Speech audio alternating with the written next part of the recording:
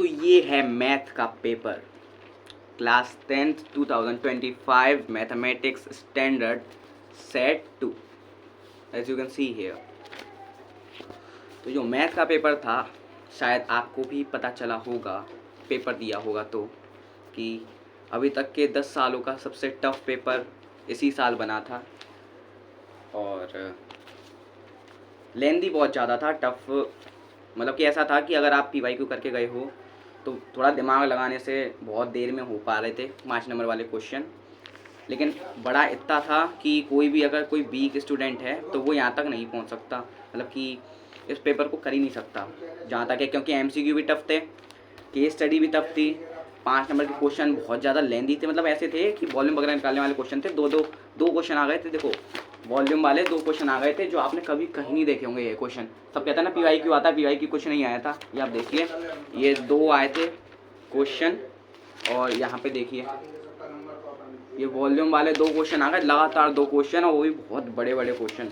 Okay, study देखिए कैसी की स्टडी आपने आज तक नहीं देखी होगी, ऐसी की स्टडी कहते हैं सब PYQ आता है, कुछ PYQ नहीं आया, कुछ भी PYQ नहीं आया। अब क्या पता क्या होता है कि मीडिया वाले कहीं भी जाते हैं सामने, तो मीडिया वाले को प्रसन्न करने के लिए, अपने आप की बहुत ज़्यादा ख्याति दिखाने के लिए सब जोश जोश में बोल तो देते हैं कि सर आपने जो कराया वही आया, सर आपने जो कराया वही आ गया, अब तो पूरा का पूरा डिट्टो छप गया। कौन सा छप गया था?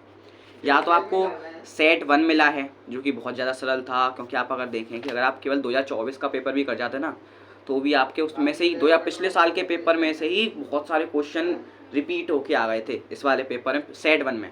बट सेट 2 और 3 मेरे हिसाब से इसमें जो सैम्पल जो PYQ था, PYQ से 10 साल के मैंने PYQ करे थे। 10 साल बहुत बड़ी बात होती है, 10 साल के Delhi, outside Delhi, set 1 2 3 compartment exam, लेकिन उनमें से एक भी क्वेश्चन नहीं आया। पता है कौन सा एक क्वेश्चन आया?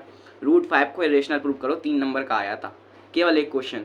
उसके अलावा कुछ नहीं आया जो कि PYQ से हो या फिर NCERT से हो। मतलब कि NCERT से को इसमें एक देखो फिगर वाला क्वेश्चन आया था जो ग्राफ बनाने का है, वो भी ग्राफ एंड में मेरा टाइम आगे लग गया कि वो वाला भी मेरा ऐसे ही करके आ गया। मैं पता नहीं नंबर देगा कि नहीं देगा। MCQ में मैं सब तुक्के लगा के आ गया। क्यों? क्योंकि मैंने पहले MCQ सोचा था कि MCQ करूँगा मैं रीडिंग टाइम में, बट MCQ का ही लेवल इतना हाई था कि MCQ आप केवल ओरली कर ही नहीं सकते हो, आपको क्वेश्चन सॉल्व करने पड़ेंगे। मतलब कि मैंने स्टार्टिंग में रीडिंग टाइम में 5 क्वेश्चन करे, 5 के 5 हो गए, बट बाकी के क्वेश्चन जो थे वो MCQ में ही वो आपके लिखने पे आते आपको जब आप रफ में वर्क करते। लेकिन इतना ही बड़ा पेपर था कि MCQ तक पहुँचते ही सब खत्म हो गया, तो सब में तुक्के मारे और सारे के सारे तुक्के गलत भी हो गए। और ऐसी केस स्टडी थी, केस स्टडी सामने की 2, मतलब कि आप पढ़ते नहीं हो तो आपको हो सकता है बहुत ज़्यादा टफ लगेगी, बट ऐसा था कि स्टार्टिंग 2 बहुत सरल थी, बट एंड वाली ये तो अल्ले पल्ले ही नहीं पड़ी। ये क्या है? ये रही, ये है क्या? ये अल्ले पल्ले नहीं पड़ी। कौन सा चैप्टर? ये सर्कल चैप्टर की है, ये ट्राइंगल चैप्टर की है, ये एरिया रिलेटेड टू सर्कल की है। और अल्ले पढ़ भी जाती तो मतलब कैसा होता कि इसके लिए कम से कम 5 मिनट तो चाहिए थे, कम से कम कह रहा हूँ मैं, कम से कम 5 मिनट एक्स्ट्रा अगर होते तो ये केस स्टडी हो जाती। इसलिए ये 4 नंबर की तो छूट ही गई थी मेरी पूरी, इसमें कुछ लिखा ही नहीं था मैंने, क्योंकि बहुत बड़ा पेपर बैठ गया था। और उसके अलावा MCQ का मैंने लेवल बता ही दिया कि टाइम तो बैठेगा ही नहीं, कि अगर आपने 5 नंबर के क्वेश्चन से स्टार्ट किया है तो आपको 5 नंबर वाले क्वेश्चन में एक क्वेश्चन में आधे घंटे लगेंगे। मेरे यही हुआ, 5 नंबर के 4 क्वेश्चन होते हैं, एक क्वेश्चन में आधा घंटा, 2 घंटे में मेरे 5 नंबर वाले हुए थे। और 3 नंबर वाले ने बहुत जल्दी निपटाया, जबकि क्योंकि PYQ का वो रिवाइज करके ना तो इतना तो हो ही गया था कि हाँ इतने कर सकते हैं। लेकिन जो PYQ होते हैं उनमें कुछ नहीं आता। मैं बताऊँ कि मैंने क्या क्या किया। मैंने 10 साल के PYQ, NCERT 9-10 बार करी थी, और स्कूल के जितने पेपर होते हैं UT1, UT2, UT3, UT4, UT5, PT1, PT2, half yearly, pre board first, pre board second, सब करे थे। कुछ नहीं आया उनमें से, कुछ भी नहीं आया। आप सोच सकते हैं पेपर का लेवल कितना हाई था। और ये जो मीडिया वाले आते हैं ना, उनके सामने झूठ मत बोला करो कि डिट्टो पेपर छप गया था, झूठ मत बोलो।